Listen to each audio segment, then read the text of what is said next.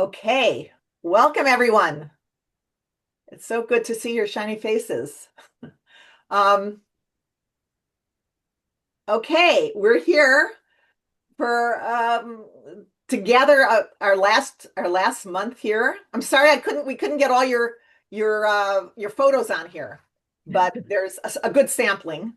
So we want to kind of take a look backwards for the last year and what we've us collectively have accomplished, and some talk about what's happening next year. Um, so, um, so we want to talk about RJS as an organization, and also about some of the things around our coaches and then our clients. Okay, so that's kind of where we where we're going. So just to remind everybody what our mission is and what we're all about. So our big time vision is to empower refugees to achieve economic and social integration by enhancing their ability to secure or establish careers in which they can realize their full potential and contribute meaningfully to society. That's a big picture of where we're all trying to go. Our mission, like what business are we in, is to provide one-on-one coaching, mentoring, and training to educated, skilled refugees globally to strengthen their well-being and to find and establish careers that leverage their strengths, talents, education, and experience. Um, uh, I remember how important this was when I was in Greece, and there was somebody from originally from the Congo who was in Greece. He had a master's degree and he was working as a dishwasher. I go, no, this is wrong. It's just wrong being in the talent management business my whole life. We've got to, as a society, do better. So all of you are contributing to that. So I wanted to just briefly kind of summarize where we've been this last year. So to give you a sense, we've had, and the numbers might have changed, gone up a little bit, 212 applications, and you'll see our actual clients are 65. Mm. So you see, um, Jessica does an amazing job at screening people. They have to qualify, they have to be English speaking, they have to be somewhat educated, they have to, and all those things are, whoops, all those things are important. Oh no. Um, Wait a minute. My computer is okay. Um, because we want to give you clients that you could actually work with. And so that's why we're really selective. Um, we've completed 374 sessions. Some are more than an hour and a half. Some are a little bit less, but that's how many sessions we've done collectively. We have 470 volunteers hours. That is coaches, mentors, volunteers. That's a significant amount. Um, and volunteers really drive the organization, but obviously, and we'll talk later, we need an infrastructure to make that happen. We've had this year, we started something new, which was occasionally we'd have maybe just a LinkedIn workshop. Now we have um, uh, 11 workshops we did, almost one a month, which is amazing. And I'll show you which ones we've done. So that's 463 hours of refugees' time in training as part of this organization. And we also, you coaches have referred job mentors to who are in our organization now. There have been 37 job search mentors that have been referred that are helping them on their CVs, on their interviewing techniques, and all that. Whenever the coach feels like you need some additional support, and to do that. So here are the client trainings we had. We had somebody in AI, like with the best use of, how do you work AI? And we had somebody from Google here in Los Angeles who works on the algorithm for AI. Um, the biggest thing I learned from her, honestly, was tell AI at the beginning and don't make up stuff. You can tell it that because AI wants to make you happy. And so you have to kind of set parameters. And many of you participated in the training because a lot of you coaches also come from a learning and development background as well. So resilience, we've had 3 LinkedIn workshops, behavioral interviewing, professional networking, emotional intelligence, communicating with confidence, 1 and 2 sessions, and financial literacy. So want to thank all of you who, dedicated your time and expertise in helping make that happen. We've also created some partnerships for getting some free access to courses for our clients. So we've got LinkedIn premium accounts, including courses. We're going to try to get more next year. LinkedIn Social Impact has given those to us so we could give them out. Um, Google Learning, Coursera. We have and please encourage your people to use these. We have to demonstrate that, especially with Coursera, that we're using it. And we've gotten like 200 accounts. So if they want, have them connect with Jessica to make sure that they have access to it and we can track it as our organization. Duolingo English test. So people are taking advantage of this. So we're kind of thrilled around that. We just completed like an 8 month or longer entrepreneurship pilot program that Hussein really headed up. So Hussein, why don't you talk about that for a moment, if you would? Yep. So basically, after 1 year and a half, of creating this program and training six candidates with a refugee background, really, Excuse me, somebody needs to put their thing on mute. I'm not sure because we're hearing some background noise. yes. Okay. Thank So you, Beth. So yeah. yeah, six candidates, training them for 9 months in different type of modules and financial literacy, leadership, some other stuff. So we finished it, or we did the fast pitch event day last the I think it's like 10 days ago, or it's like 15 days ago, where the jury consisting of Beth, Paul Steele, who's with us right now, and also Michael Coprin, select one entrepreneur to win a prize from Refi Jumpstart so they can kick in their project on the ground here in Athens. And also, yeah, I forgot to mention that there is a YouTube record. We did this like, that fast pitch event day. We recorded. So if somebody wants to watch it, you can go to our channel and watch the recording. How do they go to the channel, Hussein? They can just go to Refi Jumpstart. They type it on what it called on YouTube? YouTube, and then it's like it will appear. The question who was chosen. So we're gonna announce the winner on the 22nd of this month, and then it's like you're gonna know who was chosen. And it was really impressive. There are videos of them doing the presentations. So It was it's brilliant. really, yeah, it's really impressive. And the jury is like, as I told you, jury was Michael, Paul, and Beth. Were also asking questions during the Fast Pitch event day. So it was really interactive and it was amazing. Yeah. And thank you for all your work on that, Thank you. Hussein. An amazing program. So our impact, now these numbers, when Jessica put it together, I go, whoa, you know how you do the pre and post assessments you do so this is the results. I mean, from the ones we got, there's always a lag time, at least 8 sessions. But on every single dimension, stress management, resilience, well-being, motivation techniques, and then long-term goal clarity, CV development, interview confidence, cover letter customization, it all improved on every single dimension. And that's thanks to all of you. That is just warms my heart. So the impact is really demonstrated here on the pre and post. So you're making a huge difference. So that's our clients. So what about our coaches? We've got about 77 coaches worldwide, and you you folks you could see you're just all from all over. We have 6 new mentors.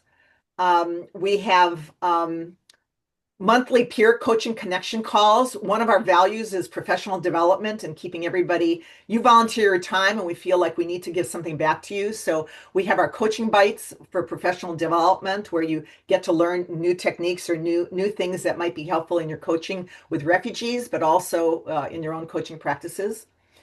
We instituted a new thing with our well-being coaches. And again, thanks to Jessica for making that happen. We have 5 case review meetings. So coaches who are, you've got a client who you think that they might have some related trauma kinds of stuff, and you're not sure. That's not, maybe you're a leadership development or career coach and kind of not that familiar with that space. We've got resources to help you. So once a month, we run these case reviews where you can share with the well-being coaches who specialize in well-being to see if they can support you. giving you some ideas. And coaches conducting client and coach training. So as I mentioned, all of you folks, many of you have contributed your time to help either in coaching bites or in working directly with the clients. And we now, which you'll be getting after today, for those of you who have been participating in our workshops, we will be giving you a certificate of ICF continuing education credits for resource credits to continue with your accreditation. And Sari, are you on the call?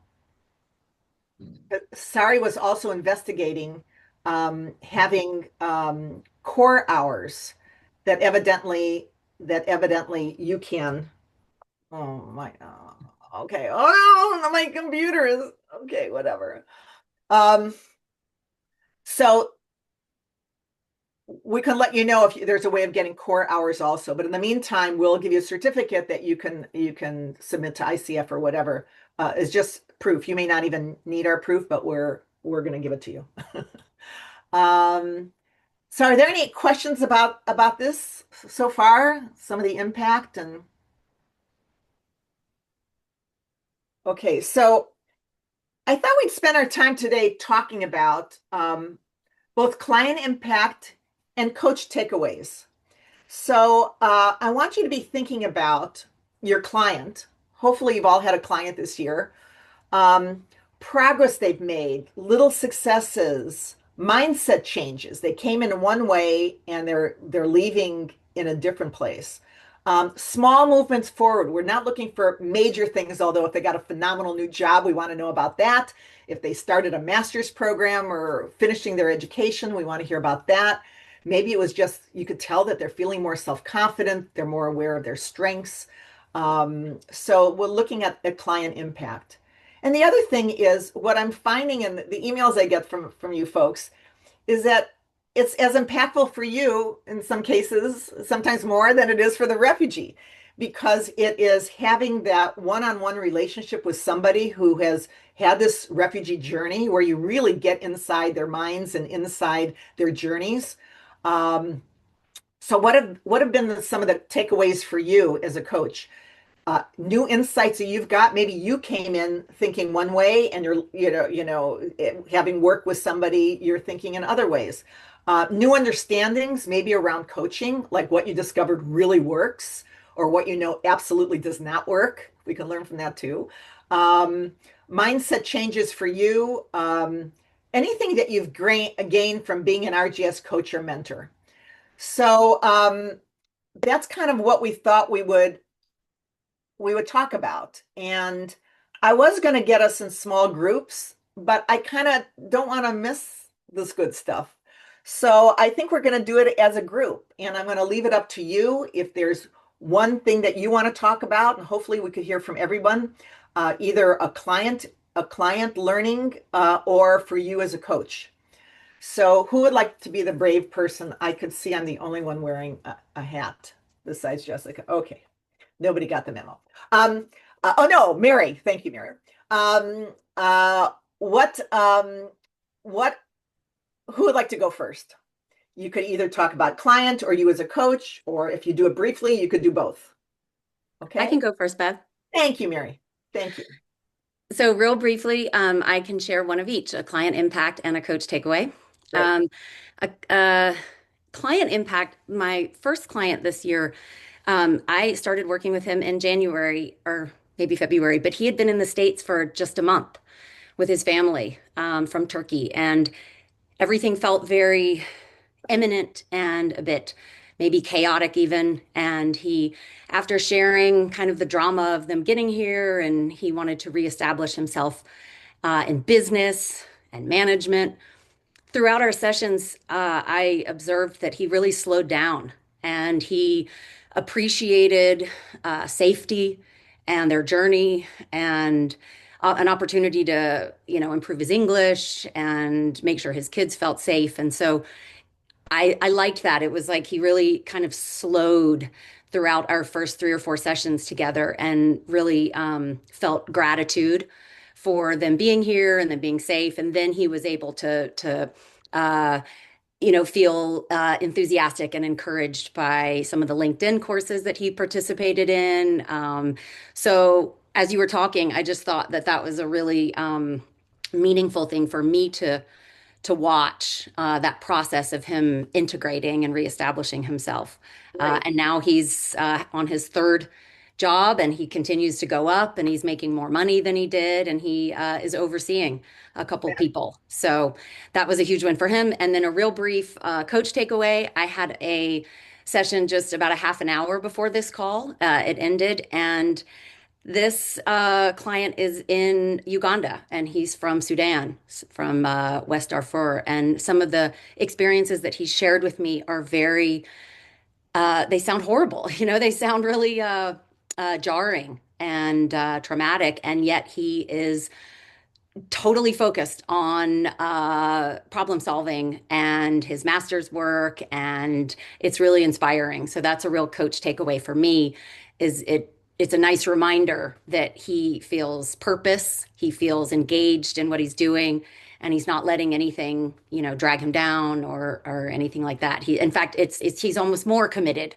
to have good employment, to send money back to his family, et cetera. So Incredible, incredible. And kudos to you for him to feel so comfortable that he would share some really difficult parts of his life. Not everybody's willing to do that, but clearly you established a really strong, trusting relationship with him that he was sharing that. So thank you so much. Really making a difference. Thank you. Who'd like to go next? Okay, Cecilia. Okay. Oh, Okay. Evie, you'll be next, and Cecilia, because saw her first. Okay. Mostly an observation. So I had one my first client, he was so engaged, so amazing. We've truly just become friends. And really sought, a lot of communication, setting up meetings himself. We were on text often. We met in person a few times. And then now I'm with a second client in addition to him, and I'm really like struggling to get him to even make time to meet Mm. because he's so busy with so many other things. And so I think it's really like, how much do you push them? And that's kind of more of an open question, but it's some totally different experience that I'm having. Right, right. I've had that with executive coaching clients also. It's like some of them are you just connect and some of them not so much, but maybe we'll have some time at another point to talk about that. Or we could talk offline also about it. So thank you. Thank you for that. Welcome, Sarah. We're just now sharing insights or sharing kind of small successes of our clients and or for you as coaches, what coaching refugees has meant to you with RJS. Abby, go for it. I just wanted to share a highlight from one of my clients. We had our 8 sessions together, and really the focus was finding paid employment. And it was several months after that he found some voluntary employment, and then had the success after some interviews where he found paid employment. But the story doesn't end there, because what he's then gone on to do is, in partnership with another refugee friend, is develop a program called She Can Learn. And I'd love to also share some more offline about that, Bev, for young refugee women to stay in education so that they can have access to opportunities, wider than they are currently facing. And it's a complete mindset shift from just meeting basic survival needs to now going on and empowering some other young people in the community. And I just thought that was, so powerful.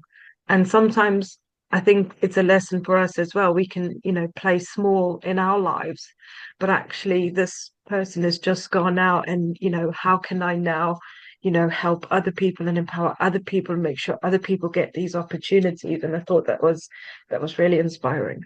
Really inspiring. Really. Thank you for sharing that. That's really, By the way, when you introduce yourself, also mention where you are. So either you're in the UK and Mary is in Montana in the US and Cecilia, you're in New York. Yep. Okay. So we'll catch up. So who's next?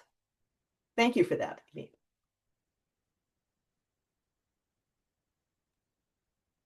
Shall I go next? Who was that? It's Stephanie. Faiza. Oh, there's hands It's up. Oh my Faiza. Yeah, God. yeah, Oh, okay. yeah. Our Faiza and then Stephanie and then Okay. Susan. Okay. So I'm calling from Pakistan, Karachi, Pakistan, and I had a client who was from Uganda. The first thing which was like stuck to me at that point when I started coaching him was that how much grateful I am to my God that He has given me this opportunity to learn so many things about life and to become a coach. That was the first thing which I learned from him. The second thing was that, in spite of living in such a situation where circumstances or opportunities were not much, my client was so wise and he talked in such a mature and intellect way that I was also surprised that I was coaching him. And as our coaching went on and on and on, he asked me such intellectual questions that and the discussion was so at a different level that I was also surprised by his wisdom. He learned a lot from me, and I definitely, I could not hold back anything. I do not hold back anything which he was asking, and I shared everything what I knew.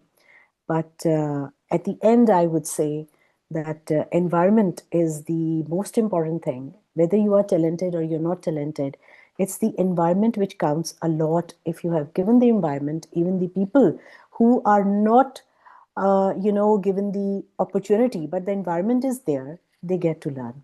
Environment is very important for any human being to learn nicely in a, in the good way.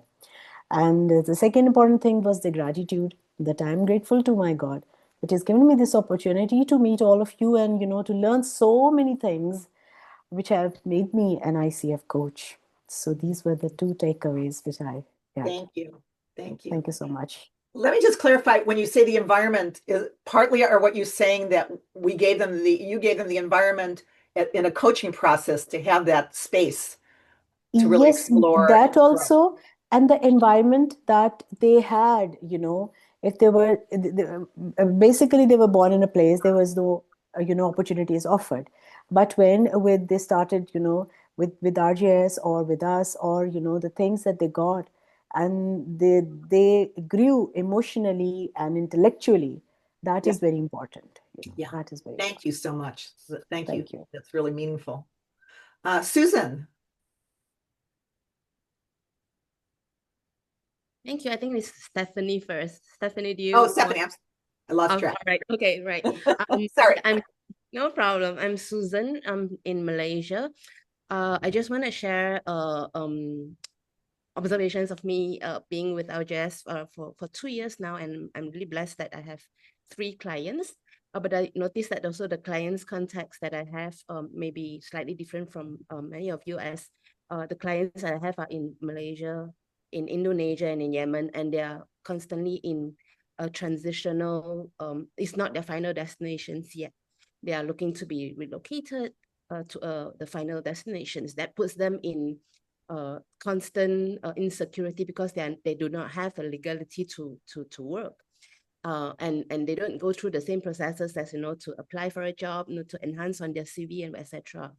So it brings out a lot more difficulty in them. And my experiences with them is that they found that, through RJS coaching, it has been able to give them a lot more confidence in helping them to think out of the box than just in the situations that they are, that often they don't see a lot of future in to be stable, and they treasure that, they embrace that with a lot of courage.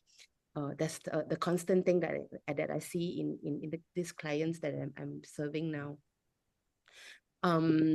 For me myself, it's really a great opportunity to to be able to walk with them.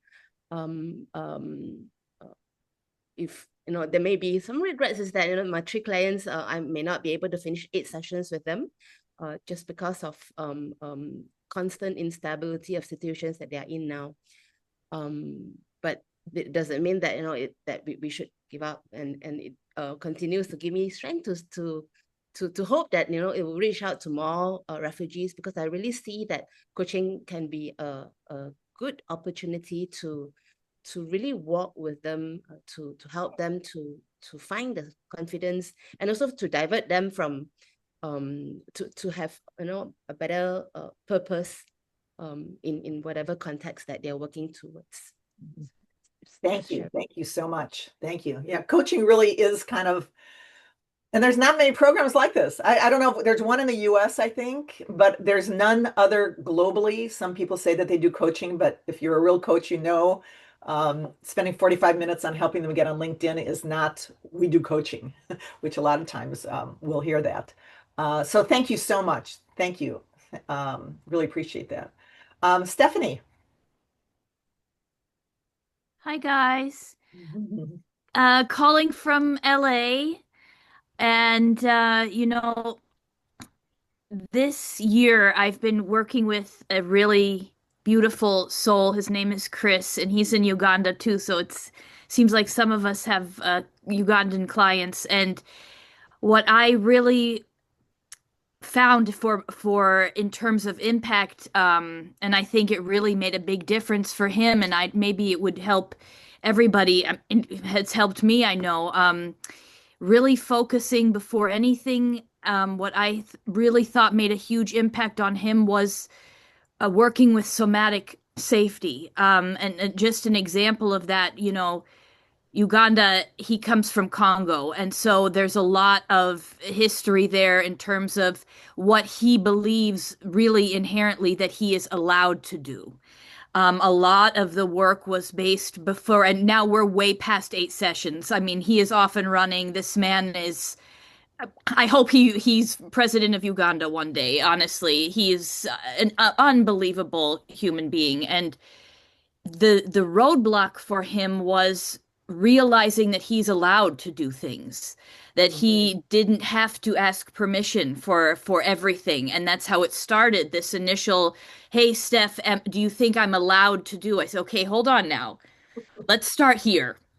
And what are you allowed to do? And it turns out sky's the limit, you're allowed to do anything. And really understanding for him that was a again, affirmations don't work for everybody, but for him, he had a little thing that every time we started working, he'd say, I'm the boss. I'm the captain of this ship. And just this mindset of, I'm allowed to do this. It changed him in terms of who he was. And now, I mean, forget coaching impact, just observing him is such a privilege, because this person is now going into Kampala from Nakivale camp weekly for any course that he can sign up for, because he knows he's allowed to do it. He's even coming up with ideas of, he signed up to be a Rotarian now in Kampala so he can open up his network for the Global Rotary. I'm supporting him however I can. He knows that. He is the boss. I help him. And that mindset shift, he's off to the races. So sometimes it's just a matter of a tiny little mindset of saying, wait a minute, what am I permitted to do? And then allowing that to happen and saying, you are the boss, I'm hands off, you tell me what you need. And to me, that was the epitome of coaching lesson for myself. That blessing I can't describe, but also the tiniest thing that really switched him off to a totally different path. And it's just starting. I mean, I'll keep going with him for years if I'm allowed to do it. So that's up to you, Bev. But so just it's been a really beautiful and pure experience. Fabulous. Fabulous. That's a major mindset switch. Yeah. And that you picked up on that and worked with it. So thank you, Stephanie. That was beautiful. Who would like to go next? Yes, Minaz. who it's so late. Where are you? I'm good. Actually, Bev, I just went by to just check who I coached this year, and I found that I just coached one person. There was one more, but the things couldn't really worked out, so I was not really able to coach anyone. So when you said for the year, I just was checking my records. Oh, okay. Anyways, this one person I coached very early on, maybe around Feb this year, February. And for me, I'll first start with the biggest takeaway. And before that, I really want to thank you, Bev, and the team of RJS for giving me this opportunity, for making this tiny contribution. You know, it's really humbling. And this person, when I coached him, he was in Pakistan. He was from Africa, but was placed in Pakistan. And the very first issues we had was of language. The person, I tried a technique there wherein I said, okay, let's use a screen in between, and I would type because he was not very fluent with the English language, and because of which I in our first two sessions I actually couldn't understand what exactly and what the scope and what am I supposed to coach him on. However, with the technique I used, I found that this person had a lot of issues with inner critique. I mean, he was very not very the sense of self was very low, obviously, as a refugee, plus maybe some of his traumatic past, not per se, I mean, where he had a good job. So our work was around helping him being kind to himself, besides the 8 sessions that I did. Now, I wouldn't say 8 sessions could do justice, helping him really reconnect to his inner self, be more calm, and help him cultivate that self compassion. But what really struck me was, despite the difficult and traumatic, all sorts of stories that he had shared with me, he offered me hope. And the way I would say this is, many a times myself, when my client, the paid clients list dries up, and I'm like, what sort of a business is this? I get into my imposter syndrome, and I get into all sorts of ideas and thinking, you know what, this is not working. I think I should do this and that. Then I realize I go back to this particular case where people with very limited resources, limited opportunities, this person working along with him gave me hope and said, you can do it. When you get that support, you can do it. And I thought, look at me, at times we take too many things for granted. So, working with them, it actually changed me. And many a times I then sit down and hold my horses and think, no, wait, you know what? I really need to. I am more than impressed with the grit and the determination they get to us. To this person I coached this year and before that, but after that I didn't have an opportunity. But I think for biggest takeaway for me, more than this person, I think I just help him with some self-compassion techniques. But for me as a coach, it really helped me to have hope. So many a times when I feel, and I'm not do or I get into my perfectionist tendencies, is where I get to learn from them how to, make the most out of the resources. Yeah. And life say yes to those who have hope and knows how to, use whatever you have. You know, That's collectively as beautiful. we Yeah. all are doing that. Yeah. So They're that's almost our role models in a lot of cases by their, like you, the grit and the determination. They're role models for, I think, for a lot of us. So for thank a you lot for of. that. Thank you. Thank you. And thank you, Bev, and your team for giving each one of us this opportunity to, as I say, a very humble, tiny contribution, Thank you. to these people. Thank A you. lot of a Thank lot of little contributions make a big you. Yes. contribution. So Yes. we thank Thanks. you. Thank you. Who'd like to go next?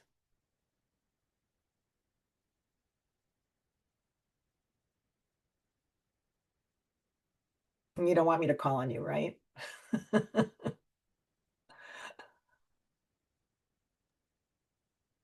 I could go if you. Who's that? Okay, Michelle. Michelle. Hi, Yes. Michelle. Hi. Hi. So I'm Michelle. I live in Montreal, Canada. I've just started with RJS, so I have a new client who I've worked with twice only.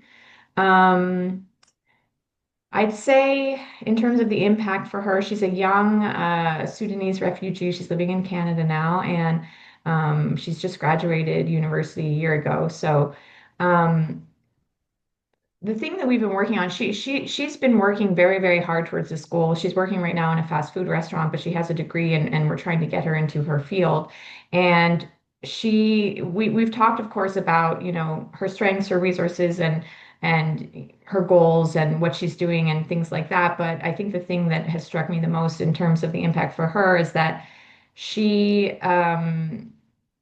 she's been just working so hard towards this goal. She's working all day at a fast food restaurant, coming home, working on job stuff. She's sending money to her family in Kenya.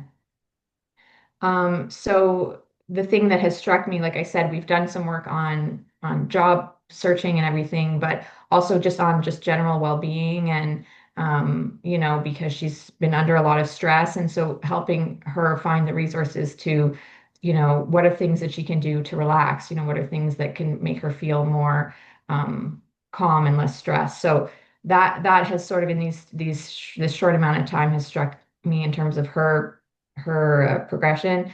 And for me, the moment that was very sort of tender for me was in the first session. Like I said, we talked about her job and her job searching and everything like that. And then towards the end of the session, I just asked her, I said, well, how are you doing? How are you? And she actually started crying, and it was very emotional for me. Because she said, no one has asked me that in a long time. She's really trying so hard. And so, like I said, I feel with her, the balance is working on the job stuff, but also reducing some of the pressure that she's under, and just giving her, a simple question like that, just to give her space and to have somebody who cares and wants to know how she, to support her. So that was very emotional for me. That was the first session. And I said, like, my whole coaching training was all worth it, just to, just to give space to somebody who just needed somebody who, you know, to ask how they were. So that was very special for me. Oh my God. It's amazing how one simple question like that it's almost a throwaway comment, a question is so impactful, so impactful. And you got It all that in really two is. sessions. That's pretty impressive. Yeah. Thank you. Thanks so much. Yeah. Um, Anybody else? I can go. Okay, Brenna. So one of the things that I was thinking back on from this year, I had a client who was finishing his degree, and he felt very like he didn't have a right to speak to anyone who was above him in a kind of social hierarchy that he was kind of imposing on the situation. And so we worked on that a lot, and in the end, he gave a big presentation in his class and spoke to his professor and got really excellent feedback on kind of presenting his dissertation, which was really neat to kind of see him go on that journey. And I think for me, one of the things that I learned from the situation was he actually, we didn't end up finishing our sessions together because he went back to Sudan, and kind of got swept up in everything there and no longer had access to internet, or anything like that. And so I think for me, a big takeaway is the limit to what we can do and the sort of the support that we can offer as coaches. And sometimes even when you want to help or you want to sort of be there and support someone, there's a real limit to what we're able to offer. And so I think that that's something that is always good reminding, well, certainly reminding myself about that. Even when I want to do more, sometimes I can't, and that's something I have to accept, and that's part of the coaching role as well. So I guess kind of a bit of a mixed one for me there. Yeah, yeah. But it's really a powerful, powerful learning that there's only so much we can do. There's only so much, and life circumstances and they've got their own lives they got to leave and choices they have to make, and we can only do what we could do. So it's thank you for that, Brenna. I think that was really important. Someone else? Bev, I can give a few comments as well. This is Paul. Paul. I'm working with quite a young man who is in Kigali and left the conflict in Congo. He's never had a job before, and he's just finished his undergrad. And he fled the conflict quite young. I think what took a while for me to understand is that he really seemed to approach our sessions in the beginning like a teacher conference. He had a hard time like telling me he didn't get around to everything that he said he was going to do. Like we kind of had to peel back some of his defensiveness, and I'm not saying that, you can force someone to trust you, right? But you have to, I found that I kind of had to soften my presence with him a little bit more than I'm used to with executive coaching so that he could feel a little bit more like he could be himself as well. And so that was an important learning point for me because, I could tell that he was trying to present maybe an illusion of his best self than who he really was or how he was really doing. So, we kind of had to circle that with a few questions and talk about what was important, but we've also, I think, grown a lot and learned a lot in the process. So that was an important growth moment for me and for him as well. Right. That you were also able to adapt to see what was going on and to adjust your own coaching style based on what you saw was happening is really commendable. So thank you, Paul. Thank you. Someone else? I'm looking for pre-verbal signs. What they used to call pre-verbal behavior as a facilitator. You look for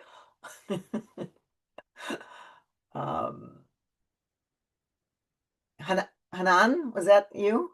I saw a hand up for a second. Yeah. I've been looking for the hand to raise. Oh, good. Yeah. I don't use Zoom a lot. Usually use Teams. So I'm Hanan. I'm from the UK. I've only had one person that I was coaching, mentoring, and then another person, but we didn't go through because of time difference. But yeah, so the person I had, I was actually quite in awe when I first spoke to her because the fact like the success that she accomplished and despite the circumstances made me feel so embarrassed to like complain about any troubles I had in my life. It was phenomenal, and we talked a lot because she's going to do masters, and she wanted to come to the UK, and I was just going through the whole education system and the various reasons what she wanted, and just talking about her ambitions and her aspiration. I actually can see her becoming someone like amazing in the future, and she's already amazing. But it was just a realization that our troubles, first world problems, are nothing compared to what other people are going through. But despite everything that she's been through, she still managed to succeed and make something of herself. And I took that on board, and I went back because I do coaching in my own institution. I just went in and I'm like, I've done this with this person, so none of you can complain about not being able to just sit and visualize your future in a way that is more optimistic. So yeah, but it was a very brief encounter. It was like just two sessions and then several email in correspondence. So I haven't had a lot of interaction so far, but what I've seen so far has been amazing. And yeah, I'm really excited for like the 2026 and the future and just being able to contribute and just meet amazing people and like today as well. So thank you. Thank you. Thank you so much. I know you're relatively new with us, so yeah. Thank you for just It's been amazing. Thank you. Other people? Yes, Bev, I would like to go next. Millie. Oh, Millie, Millie. yes. Okay, Millie. There you are. Wait, where's Millie? Yes. Yeah. So I'm Millie. I'm from Malawi. I'm coaching a young man from DRC, but he's based in Rwanda. And what I've learned is that when he comes in the coaching session, he would bring a topic for discussion will be about other people that he's so much involved in advocating and lobbying for refugee rights in Rwanda, because as much as they have got academic qualifications and all these things that can allow them to be able to get opportunities in Rwanda, but they are not able to because of their refugee status. So he would always bring such kind of issues in the sessions that he wants to advocate for other people. Then I had to tell him at one point that would you find something to discuss, but something that involves you and not other people. So it gave me something to think about, that not all refugees are there depending on other people. They have got that dependency syndrome. They can also advocate for other people and fight for other people, like this young man. And I'm glad to say that this young man at the moment, he's got a fellowship. We've had 4 sessions together, but now he has a fellowship, and now he doesn't have time for more sessions. But because of the coaching sessions, I have the opportunity to get the fellowship because of that. So my experience and my learning is that not all of them have got that dependency syndrome as we would think. Yeah, that's excellent. Yeah, thank you. And it's so great that he's got a fellowship now. It also occurs to me when I talk to refugees, they're so busy. They're so busy. I know somebody who works and then comes home and takes care of his aunt who's a paraplegic, and then and like no social time because they're busy working all the time. I'm really impressed with um, how motivated they are and taking on so much. So thank you, Millie. Thanks for what you're doing. Anyone else? One I more? can share. Okay. Hi. Anne? Hi, Anne. Good evening, everyone. So I'm coaching Wait, where a are you young man. located? Tell people where you're Oh, located. sorry, yeah. I'm based in Delhi, calling out from Delhi. And I am coaching a young man based in Bangladesh. He's from Myanmar. And I resonate with a lot of what has been shared, just the focus and the determination. When I started coaching him, he was reserved, and I sort of wondered, was I the right coach for him in the first 2 sessions? But by the third, I think the feedback I got from him was that it was a thinking space, the appreciation that there was a space solely for him to be, that was reserved, and there was actually somebody who was willing to listen and help him think. And he's been very sort of astute and with a lot of direction.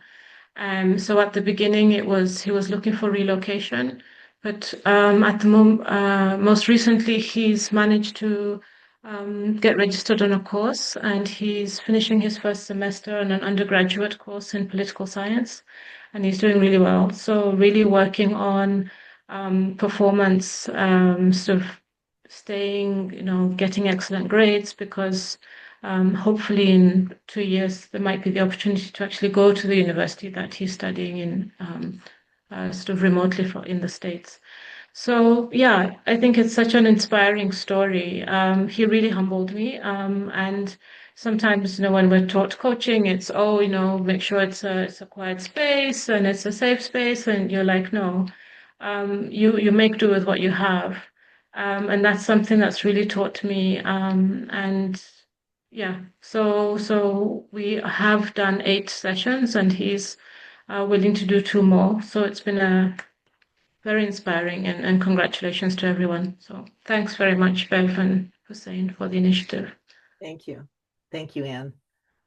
It's also, I wish I had AI here to summarize the key.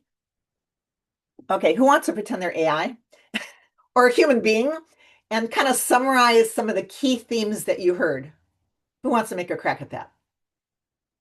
Because it seems like there were some common themes that kept coming up in terms of I think around the impact on the coaches and the clients.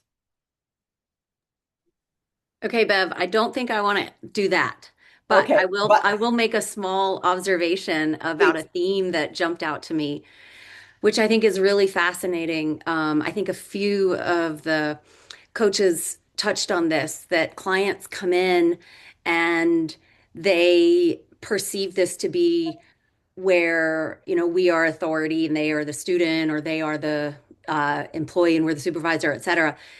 And somebody mentioned the defensiveness, or, coming to these sessions saying, I haven't done this, or, like there's going to be disappointment. And somebody also mentioned that, once they saw they were in the driver's seat, and the coach works for them, it's really that shift. And that seems to be a theme that has jumped out just in this call today, but also in my experience working with the clients too, that, how can we show up to remind them we are here to serve them? And that's an interesting shift or relationship, maybe unlike any other relationship that I have in my life. And so I love that when, when clients start to feel equal, but maybe even almost like they can ask us certain questions and for support, to help them, as opposed to them, quote, working for us. So anyway, I just Yeah, noticed that good. today. It's a good insight. Yeah, thank you. Thank you, Mary. All right, let's take two very quickly now, because I want to get to, we're losing some people and I really need to talk with you about 2026. So Sandy? 1 second. Am I mute? Do you have me there? No, You have we me hear there. you. We hear Okay, you. great. No, I just wanted to draft off of what Mary said. I mean, I think that, how do I phrase this? Because I really want this to come with the best intention, is just remembering that all clients need some sort of guidance in the beginning. That we're surprised on this level of authority, not authority, that can happen with any client. I think it depends on your chemistry call, explaining what coaching is, what it isn't. And I think when I was in one of the small groups last time around, with another coach here, he was talking about how he felt he was much more in a mentoring seat in his coaching sessions, with that he felt much more in that vein than it did in traditional coaching. So I think what's surprising to all of us is really things that can happen in any coaching session. But instead, what we have here is just people that are, it's a very Western construct in a lot of way, coaching, so, and even for many folks that come to us, we have to explain what it is. Everyone has a different definition of what coaching is, even though many of us have been trained in this rigor of maybe something like ICF. And it's just a good lesson to remember, how are we onboarding? How do we continue to ask questions along the way if someone's not clear? But otherwise, I just want to say, no, I've had two spectacular clients. I feel really, really lucky. And it's been one of the highlights of my year, when I think about the opportunities of working with RGX. So thank you for that. Thank you, Sandy. Thank you. Thank you. And Cindy? It's two things, Bev, that jump out. One is hope. And I've had 4 clients over my time with RJS, and they never give up hope. And they've been through things that are so horrific, I cannot even imagine. And many of you talked about that. And they show up still with hope. And I think hope is it's a very important quality to keep in mind, to be able to create new lives that they're looking for. The second theme is encouragement. And I got that from all of you today as coaches, because sometimes I'm not sure how it's going with my clients. And I had one sort of disappear and fall off the face of the earth. And I have another one who's trying to raise funds and got a lot out of the sessions, but never really got any funds. And so even the story, maybe was it Brenna's story about, I don't remember, about what happened much later after the coaching, left me with a lot of encouragement. So thank you for that. Great. Thank you. Thanks for that insight. Wow, I'm so full of emotion. It's like in Yiddish, you'd say verklempt. If you ever watched Barbara Streisand's the riff on Barbara Streisand, she'd always for and all what's forget it, the comedy thing, forget it. Anyway, thank you all, and I want to do a toast, but first I want to first thank hold on a second. Let me share my screen again. A toast to all of us. So pour your glasses if you have one. I have my Perrier here. And a toast to our staff. We have a very small staff. It's Hussein, Jessica, who you know, Joanna, who couldn't be on our call today, but she does communication and marketing, and she's the one who did the diploma, the certificates, and the newsletters, and the and all the media stuff that you see in social media.